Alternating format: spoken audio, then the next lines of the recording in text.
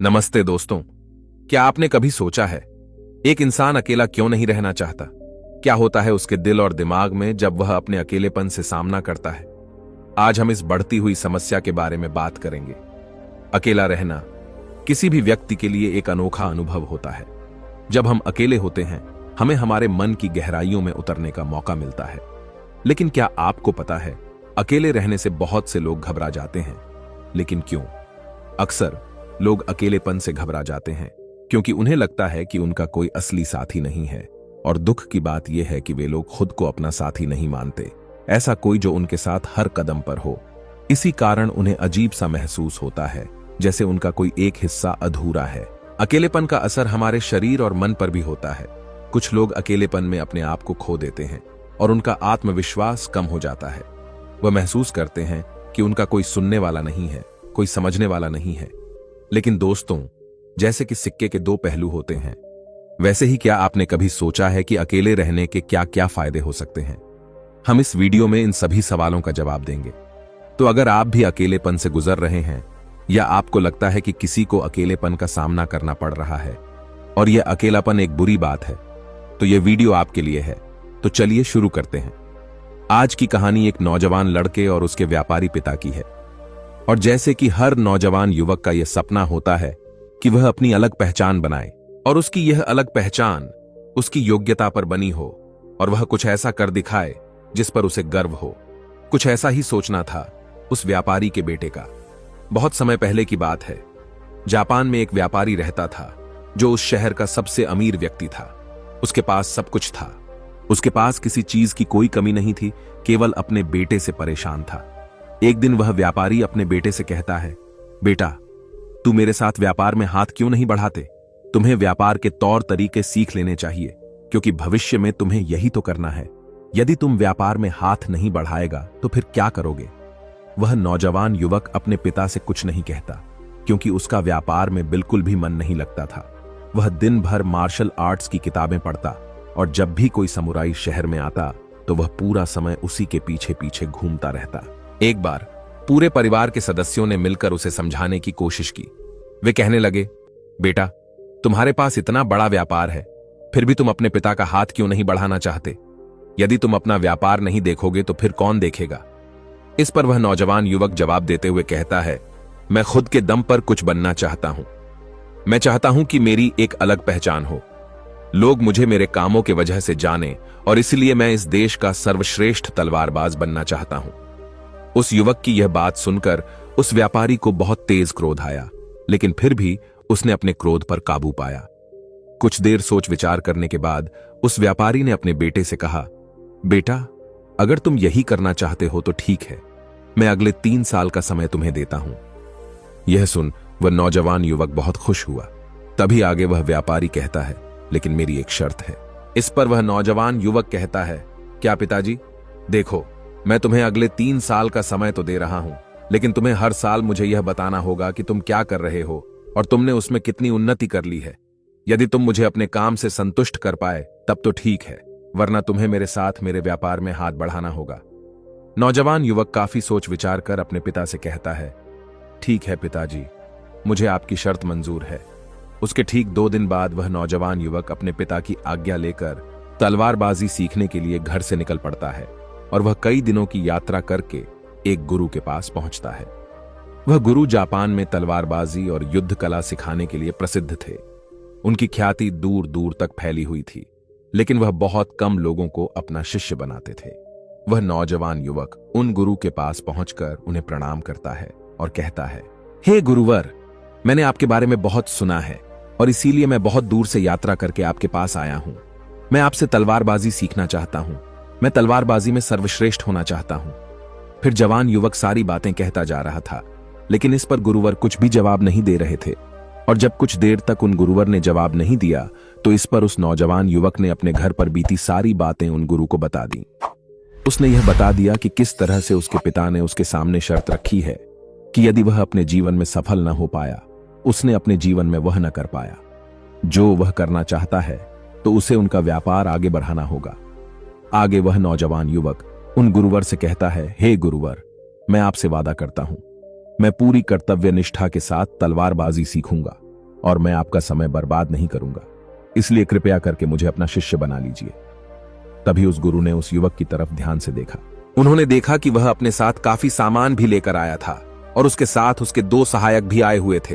तभी उन गुरु ने कहा, सबसे पहले यदि तुम तलवारबाजी सीखना चाहते हो तो तुम्हें इन चीजों को छोड़ना होगा, इन चीजों का त्याग करना होगा, इसलिए इन कीमती सामानों को वापस अपने घर भेज दो। उस नौजवान युवक ने गुरु की आज्ञा का पालन किया। उसने सारा सामान अपने सहायकों के हाथों वापस घर की ओर भेज दिया। आगे गुरुवर उस नौजवान युवक से कहते हैं, देखो, यदि तुम तलवारबाजी सीखना चाहते हो और इसमें सर्वश्रेष्ठ होना चाहते हो तो तुम्हें 2 शर्तें माननी होगी। इस पर वह नौजवान युवक कहता है, गुरुवर, आप जैसा भी कहें, मैं सब करने के लिए तैयार हूं, लेकिन मुझे अपना शिष्य बना लीजिए। तभी गुरुवर उस युवक को पहली शर्त बताते हुए कहते हैं, तुम्हें यहां पर सामान्य लोगों की तरह ही अपना जीवन बिताना होगा और सारे कार्य तुम्हें खुद ही करने होंगे। इस पर नौजवान युवक कहता है, जी गुरुवर, जैसा आप कहें।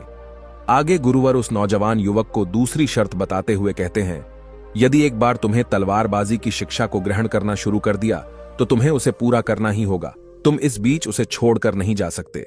इस पर वह नौजवान युवक कहता है, ठीक है, आप जैसा कहें, मुझे सब मंजूर है। उन गुरुवर ने उस नौजवान को अपना शिष्य बना लिया, लेकिन वो नौजवान यह नहीं जानता था कि उनके सिखाने का तरीका बहुत अलग था। एक दिन उन गुरुवर ने उस नौजवान युवक को अपने पास बुलाया और कहने लगे, बेटा, जैसे तुम उठते बैठते हो, चलते फिरते हो, जैसे तुम सांस लेते हो, वैसे ही तुम तलवार भी चलाते हो। यह तुम्हारे ही शरीर का हिस्सा है, इसलिए सबसे पहले तुम्हें सचेत होना होगा। तुम्हें जानना होगा कि तुम क्या कर रहे हो, तुम किस अवस्था में हो। तुम्हें जागरूक होने की आवश्यकता है, इसलिए आज से ही सचेत होकर सारे काम करना शुरू कर दो और ऐसा तब तक करो जब तक यह तुम्हारा स्वभाव न बन जाए। उस युवक ने उन गुरुओं की बात मान ली। वह एकाग्र होकर अपने कामों पर ध्यान देने लगा। वह अपने चलने फिरने, अपनी सांसों पर ध्यान केंद्रित करने लगा। सुबह उठकर वह अभ्यास करता और ध्यान किया करता। शाम के 6 बजे से वह एकांत रहता और ध्यान किया करता। ध्यान करने के बाद करीब 9 बजे के बाद वह सो जाया करता और ठीक सुबह 4 बजे अंधेरे में उठकर वह तलवारबाजी का अभ्यास करने लगा। और यह सब उसे एकांत में रहकर ही करना था। और यह सारी क्रियाएं दोपहर के 2 बजे तक यूं ही चलती रहती। और इस समय के दौरान न तो कहीं जाना और न ही किसी से मिलना। यहां तक कि उस युवक को किसी से बात करने की भी कोई अनुमति नहीं थी। और बचे हुए 4 घंटे अर्थात दोपहर को 2 बजे से शाम को 6 बजे तक वह बाकी सभी शिष्यों के साथ मिलकर आश्रम की देखरेख करता, आश्रम की सफाई करता और शाम के 6 बजने के बाद अकेले रहने का नियम दोबारा से लागू हो जाता। ऐसे करते करते करीब 3 सप्ताह बीत चुके थे और वह नौजवान युवक भी अब तक पूरा मन लगाकर सीखने की कोशिश कर रहा था। लेकिन जैसे जैसे समय बीतता जा रहा था, उस नौजवान युवक का जोश ठंडा पड़ रहा था। अब उसके लिए उस आश्रम में एक एक पल बिताना बहुत मुश्किल हो रहा था। अब उस नौजवान युवक ने अपने गुरु की बातों को अनदेखा करना शुरू कर दिया था। वह उन सभी नियमों को तोड़कर अपने सभी गुरु भाइयों के साथ मिलकर गप्पे लड़ाने लगा था। वह उन्हें अपने व्यापार की बातें बताता, उसके पास क्या कुछ है, वह उसका बखान किया करता। और उस नौजवान युवक को इतना अमीर पाकर कई लोग उसके मित्र भी बन चुके थे, क्योंकि वह सोचते थे कि या तो अमीर व्यापारी का बेटा है, कभी न कभी तो भविष्य में कोई न कोई फायदा हमें अवश्य मिलेगा। देखते ही देखते उस नौजवान युवक और बाकी लोगों की दोस्ती और भी गहरी होती जा रही थी। अब से वह नौजवान युवक रातों को सोने की बजाय अपने मित्रों के साथ मिलकर आश्रम से कहीं दूर भाग जाया करता था। जंगलों में जाकर गप्पे लड़ा था, मौज मस्ती किया करता था। और इस कारणवश वह सुबह उठ नहीं पाता था और इसी वजह से वह कभी ध्यान भी नहीं कर पाता था। एक दिन उन गुरुवर ने उस नौजवान युवक को अपने पास बुलाया और उससे कहने लगे, बेटा देखो, मैं जानता हूं कि तुम रात को आश्रम में नहीं रहते हो और न ही तुम एकांत में रहकर अभ्यास कर रहे हो। मैंने तुमसे पहले ही कहा था, यदि तुम्हें एक बार तलवारबाजी की शिक्षा को आरंभ कर लिया तो तुम्हें इसे पूरा करना ही होगा। और तो और, तुमने मुझसे वादा किया था कि तुम पूरी कर्तव्यनिष्ठा के साथ तलवारबाजी की शिक्षा को ग्रहण करोगे तो मेरा समय बर्बाद नहीं करोगे। और यदि तुम ऐसा ही करते रहे तो 1 साल बाद जब तुम्हारे पिता तुमसे पूछेंगे कि तुमने इस 1 साल में क्या किया, तुमने उसमें कितनी उन्नति की, तो तुम उन्हें क्या जवाब दोगे? उस वक्त तो उन्हें क्या मुंह दिखाओगे? इस पर वह नौजवान युवक कहता है, हे गुरुवर, आप सत्य कहते हैं। जब मैंने शुरू किया था तो मेरे अंदर उत्साह था, मेरे अंदर तलवारबाजी सीखने की जिज्ञासा थी, लेकिन तब मैं यह नहीं जानता था कि मुझे अकेले रहकर अभ्यास करना होगा। एकांत रहकर मैं थक चुका हूं और यह मुझे बहुत कठिन लगता है। मेरा एक एक पल जैसे मुझे काटने को दौड़ता है।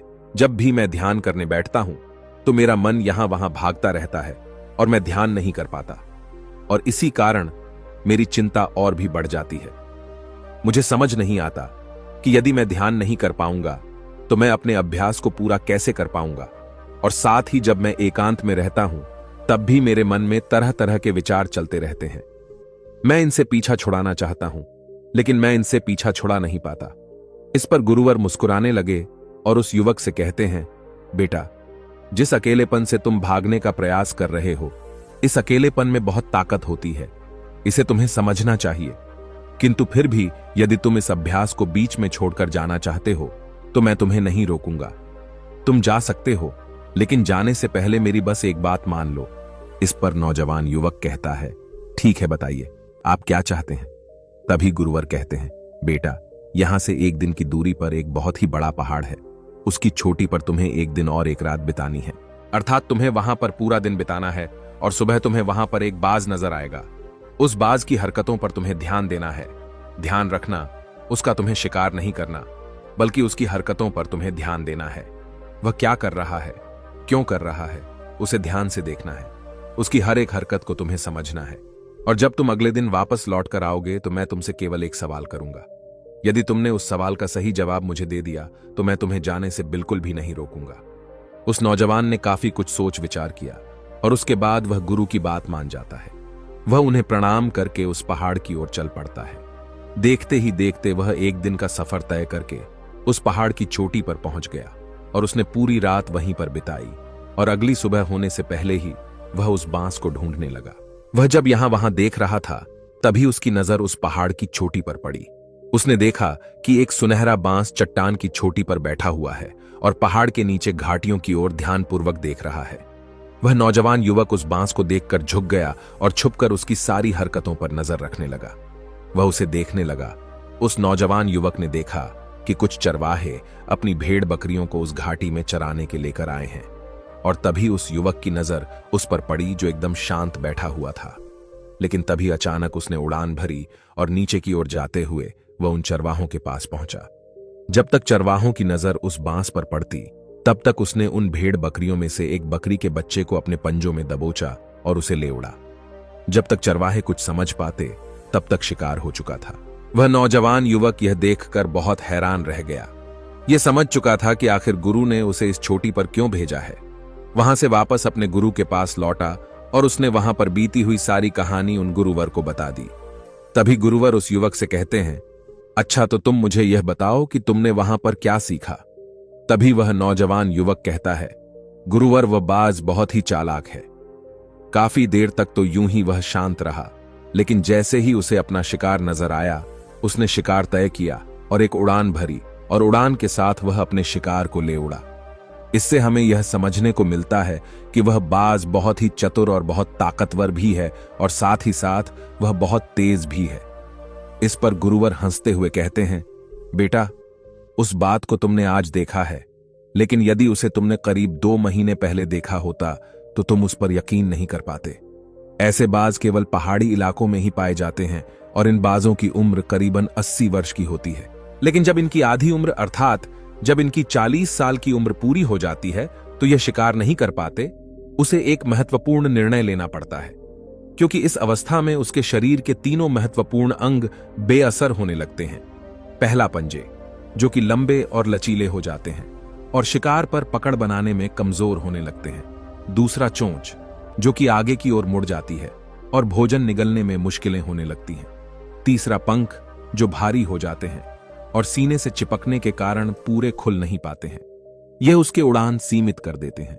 भोजन ढूंढना, भोजन पकड़ना और भोजन खाना तीनों काम करना मुश्किल हो जाते हैं। उसके पास 2 ही रास्ते बचते हैं, या तो शरीर छोड़ दें या फिर खुद में बदलाव करे एक आकाश के बादशाह के रूप में इनका शरीर मृत्यु की ओर बढ़ने लगता है। लेकिन इनकी विशेषता तो यही है कि ये बाज अपनी मृत्यु को स्वीकार नहीं करते। जहां पहला रास्ता सरल और तुरंत समाधान देने वाले हैं, वहीं दूसरा अत्यंत पीड़ादायी और लंबा बांस पीड़ा चुनता है और खुद में बदलाव करता है। वह धीरे धीरे उड़ान भरकर किसी ऐसी जगह पर जा पहुंचते हैं जहां बहुत शांति होती है और वहां अपना घोंसला बनाते हैं। फिर वहां पर जाकर वो सबसे पहले अपनी कमजोरी अर्थात अपनी उस मुड़ी हुई चोंच को पत्थर पर मार मार कर उसे तोड़ देते हैं। अपनी चोंच तोड़ने से ज्यादा पीड़ादायक कुछ भी नहीं पक्षी के लिए। अब वह इंतजार करता है चोंच के फिर से उगाने का। उसके बाद वह अपने पंजे भी उसी प्रकार तोड़ देता है और इंतजार करता है पंजों के दोबारा उगाने का। और देखते ही देखते इनके पंजों में नए नाखून आते हैं। नई चोंच और पंजे आने के बाद वह अपने भारी पंखों को एक एक कर नोच कर निकालता है और प्रतीक्षा करता है पंखों का फिर से उगाने का। और इस क्रिया में पूरे 3 महीने लगते हैं और 3 महीनों के अंदर इन बाजों का एक नया पुनर्जन्म होता है और तब उसे मिलती है वही भव्य और ऊंची उड़ान।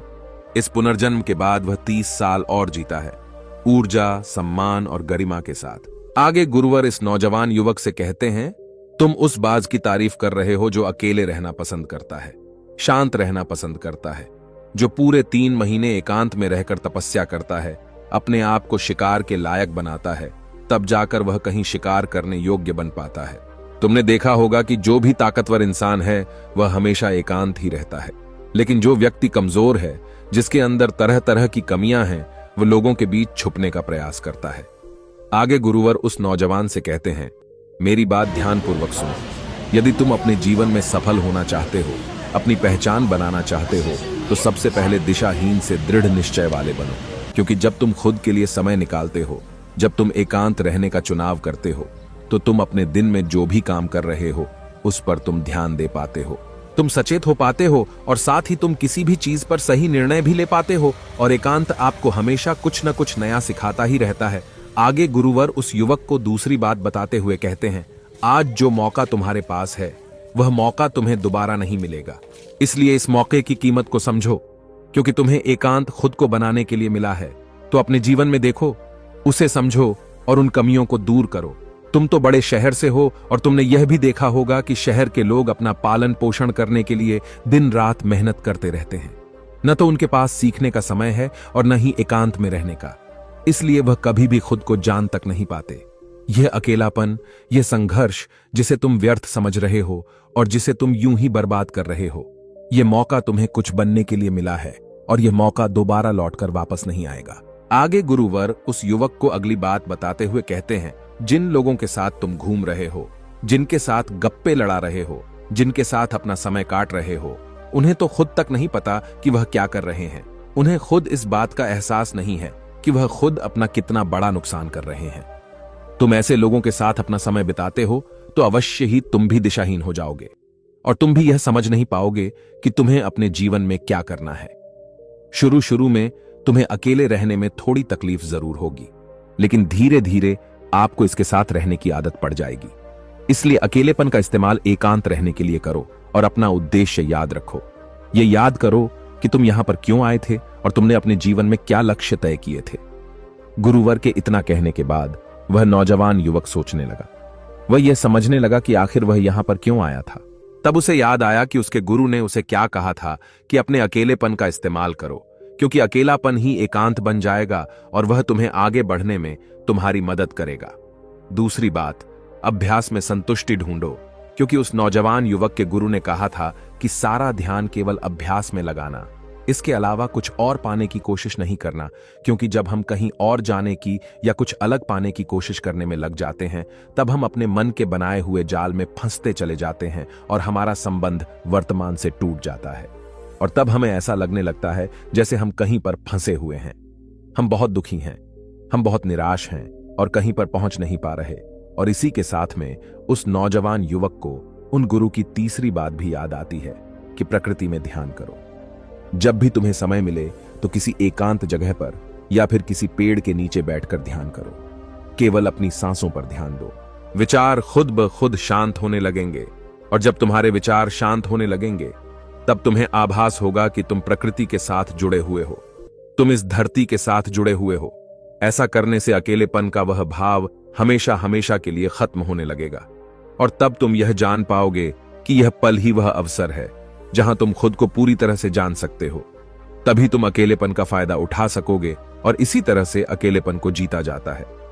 इन सभी बातों को ध्यान करके उस नौजवान युवक ने यह निश्चय किया कि वह आश्रम छोड़कर कभी कहीं नहीं जाएगा जब तक कि वह अपने इस लक्ष्य को प्राप्त नहीं कर लेता। यहां पर एक सर्वश्रेष्ठ तलवारबाज बनने आया था और वह यहां से सर्वश्रेष्ठ तलवारबाज बनकर ही जाएगा। इसके बाद वह अगले ही दिन से अभ्यास में पूरी तरह से लीन हो गया।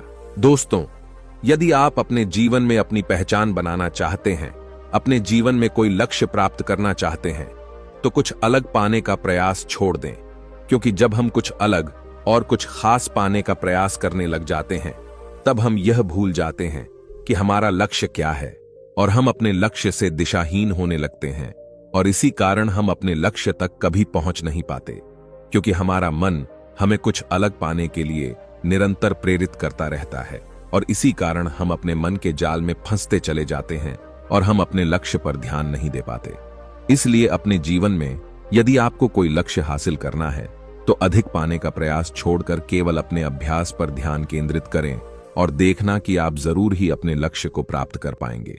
दोस्तों, आपने आज के इस वीडियो से क्या सीखा वह मुझे आप कमेंट में बता सकते हैं। इसी के साथ में उम्मीद है कि आपको आज की वीडियो पसंद आई होगी, तो इस वीडियो को उस इंसान को शेयर करें जिससे यह कहानी सुनने की जरूरत है और उसी के ठीक बाद चैनल को सब्सक्राइब करें।